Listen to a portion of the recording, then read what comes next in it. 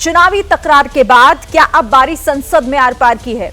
ये सवाल दरअसल हम इसीलिए पूछ रहे हैं क्योंकि कल से 18वीं लोकसभा का पहला सत्र शुरू हो रहा है। लेकिन सेशन की शुरुआत से पहले ही जिस तरह प्रोटेम स्पीकर को लेकर विवाद छिड़ा हुआ है, उससे साफ है कि इस बार सत्र का हंगामेदार होना तय है।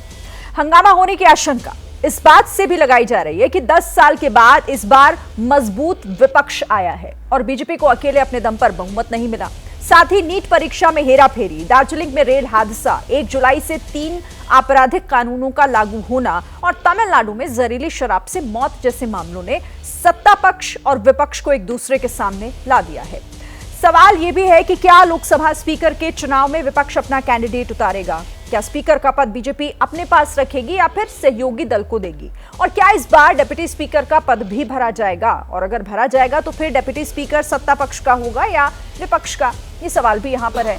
आज के हुंकार में संसद सत्र को लेकर तमाम सवालों पर चर्चा, लेकिन पहले जरा वार पलटवार पर एक नजर।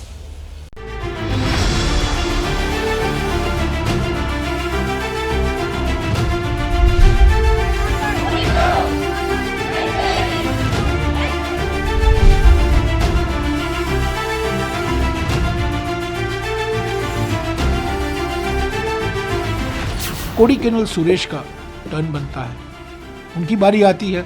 8 टर्म है, 8वां टर्म है, पर उनको नहीं नियुक्त किया जाता है।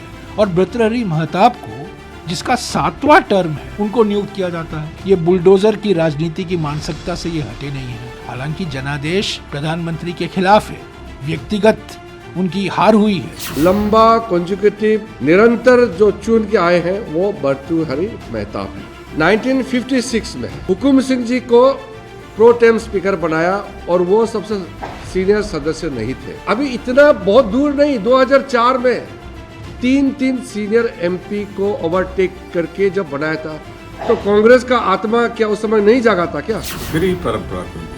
ये इनसिक्योरिटी क्यों है भारतीय जनता पार्टी में? लोकतंत्र नहीं, आपको लोकतंत्र में तानाशाही चाहिए। As far as Mr. K. Suresh is concerned, he has only served 8 non-consecutive terms. एक साथ मिलाकर के 8 टर्म नहीं बनता है। कहीं भी यहाँ पर परंपरा टूट नहीं रही है। 2004 में कांग्रेस पार्टी ने किस प्रकार से इस परंपरा को तोड़ा था। किरण रिजिजू साहब, जो हमारे पार्लियामेंट्री अफेयर्स मिनिस्टर हैं, उनको नीचा दिखाने के लिए जिस प्रकार का ये प्रयत्न किया जा रहा है, कुंठित प्रयत्न कांग्रेस पार्टी द्वारा, the 18th Lok Sabha is not going to pardon the Congress party. Party is very strong, strongly demanding for a response from the Prime Minister. So far, he is keeping silence. Anyway, 24th onwards, Parliament is going to commence. We will make it as a big issue inside the Parliament. We need justice for students of it. लगभग 200 लोग अस्पताल में भर्ती हैं। और मुझे आश्चर्य है कि इस विषय पर कांग्रेस पार्टी के मल्लिकार्जुन खड़गे, प्रियंका वाड्रा, राहुल गांधी, डीएमके और इंडिया अलायंस के तमाम जो लोग हैं, इस पे एक चुप्पी साधे हुए हैं। कल से पार्लियामेंट आरंभ है। मैं आशा करता हूं इंडिया अलायंस के लोग कल महात्मा गांधी जी के प्रतिमा के नीचे अवश्य जाएंगे, उनके चरणों में जाके पश्चाताप करेंगे।